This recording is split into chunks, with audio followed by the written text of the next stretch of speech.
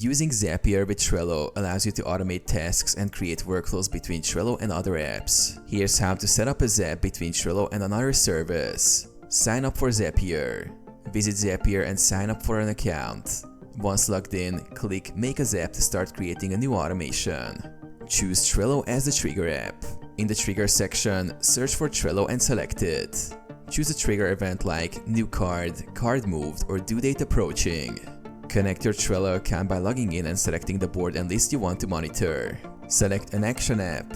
After choosing Trello as the trigger, choose the action app and define the action you want to occur when the trigger is fired.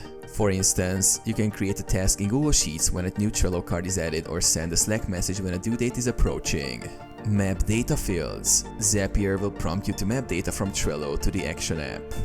Test and activate. Test your Zap to ensure it works correctly. Once tested, click Turn on Zap to activate the automation.